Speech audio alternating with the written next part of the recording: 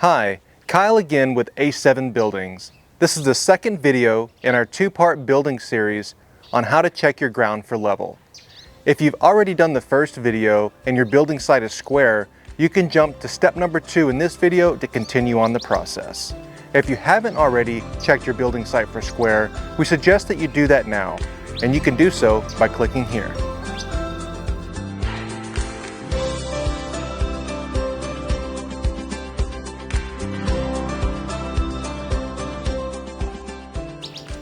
Moving on to the equipment required for today's video. Number 1, we'll need some string line. It'll look something like this.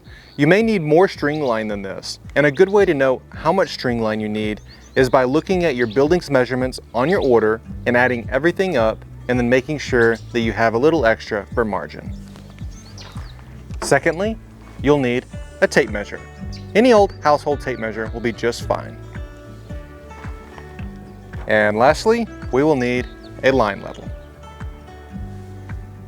Let's get started.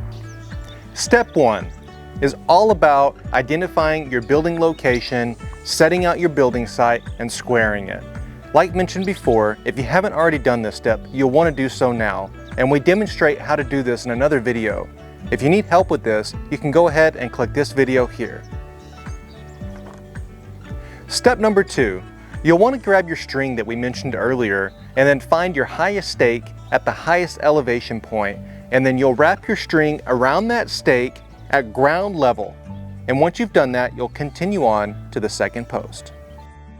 Step 3. Once you're at the second post, you'll grab your string line and pull it straight, and then you'll add your line level onto it. Once you've done that, you'll manipulate the string up or down, making sure that your level reads level. You'll know that it's level when the bubble's in between the two black lines. Once it is, you'll pull the string tight and wrap it around the post, making sure to keep the other side of the string level with the first part of the string. Once you've done this, you've completed step number 3.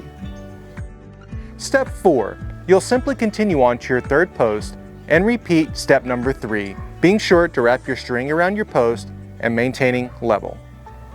Step number 5, you'll continue on to your fourth post and you'll repeat not only step number 3, but you'll also do an addition here as well. So once you get to the part where you wrap the string around your post, you'll continue on to your first post where your string was tied off at ground level. You'll also tie this string off at ground level as well, completing all 4 corners. Once you reach this point, you should have your string line laid in a level square. Step number 6, it's time to check your ground for level.